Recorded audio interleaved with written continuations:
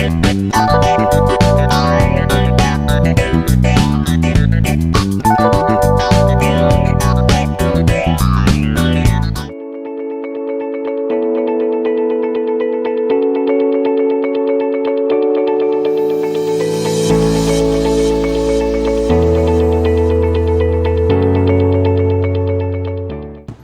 dalam Islam itu kan etos kerja itu sangat menentukan ya, sangat menentukan ketika orang itu punya kedisiplinan, punya semangat juang yang tinggi ya, kemudian tidak pantang menyerah.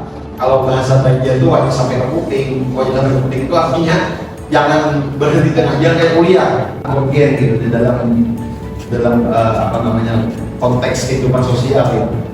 Kan sangat urgen gitu ya. Toilet misalnya, kita protes ketika toilet itu misalnya ya, kemudian ada bau, ada hal-hal seperti ini kan mengganggu ya kehidupan sosial gitu ya.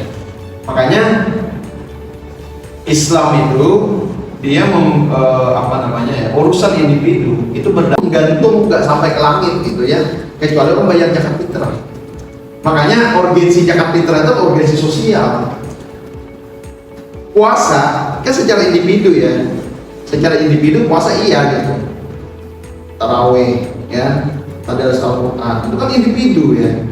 Nah bagaimana dampak sosialnya zakat fitrah tadi?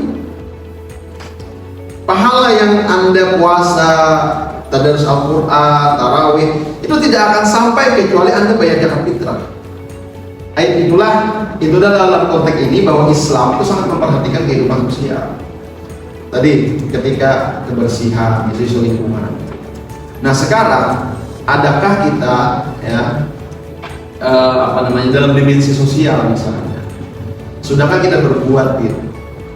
Berbuat dalam arti bahwa kita awareness terhadap sampah misalnya yang berdampak pada kehidupan sosial.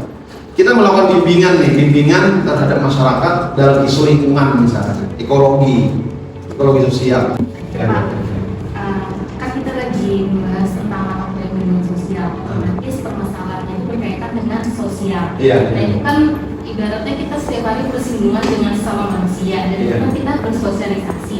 Nah itu gimana kalau misalkan dia memang orang yang cenderung menarik diri, nggak bisa bersosialisasi, itu apa yang harus kita lakukan gitu sama mahasiswa ya, gitu kan banyak dari satu kelas. Maksudnya kita memberikan masukan atau apa gitu maksudnya ya? Iya, atau kita ingin merubah dia gitu ya? Iya. Oke. Jadi gini, manusia kan dalam perspektif Islam itu kan dia punya dua anugerah gitu ya. Pertama fitrah hismiyah, kedua fitrah nafsiyah.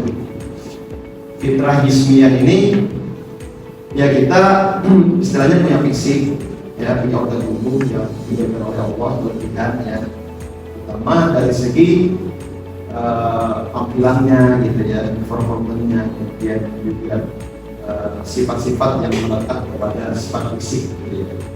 Nah kemudian kita juga punya yang namanya fitrah nafsiyah. Nafsiyah ini kita dibekali dengan nafsu, qalbu dan akal. Jadi akal, nafsu. Memang manusia pada dasarnya diberikan oleh Allah sifat misalnya suka mengeluh. Ya.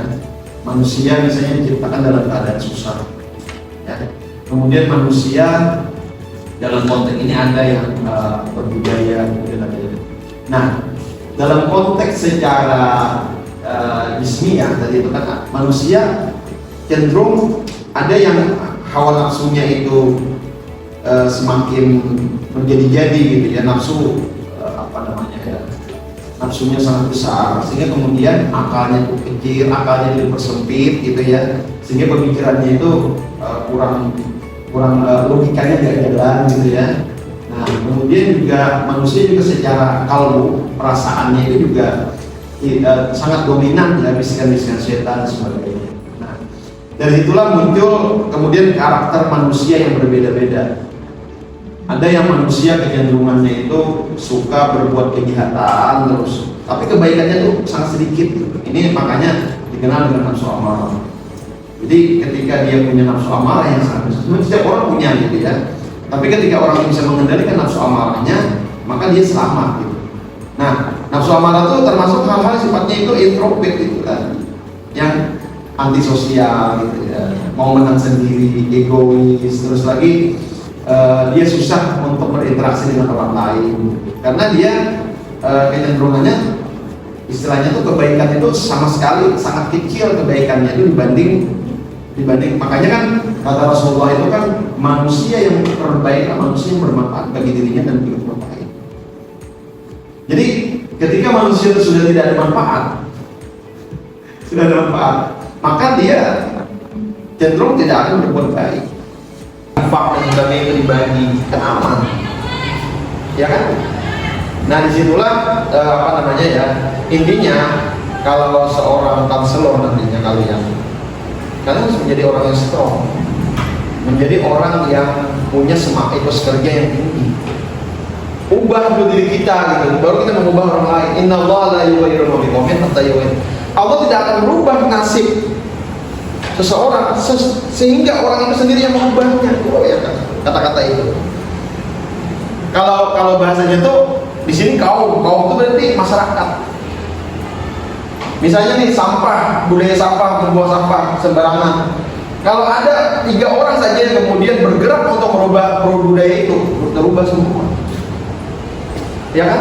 Kebijakan membuang sampah di pelanggaran itu sembarangan dulu. Sekarang sudah mulai ada depo tempat pembuangan sampah. Kan sudah terstruktur kan? Ya kan tadi kan terstruktur itunya.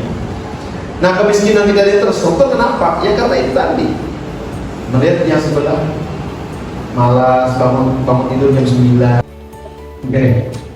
Jadi tadi sudah membahas tentang masalah sosial individu Pak. Dan sekarang kalau membahas masalah sosial yang benar-benar di ruang sosial dalam lingkup kelompok. Nah, dalam Islam itu kan kita memang selalu menekankan pentingnya tentang keadilan sosial dan distribusi kekayaan yang adil. Sedangkan seperti yang kita tahu, Indonesia ini adalah negara nomor 2 dengan kemiskinan terstruktur. Artinya kemiskinan terstruktur sendiri itu faktornya adalah ketidakadilan yang dari kepemerintahan atau dari kebijakan yang dibuat oleh pemerintah. Menurut Bapak, apakah itu ada dari kebijakan dari pemerintah, apakah itu pengaruh sosial itu ternyata sangat besar dan sangat berdampak? Bagus pertanyaan. Kan kita hidup ini kan ada dunia dan akhirat kan ya. Kalau saya hidup di dunia ini miskin, maka di akhirat kan miskin juga. Jadi gambaran hidup di akhirat itu seperti di dunia ini.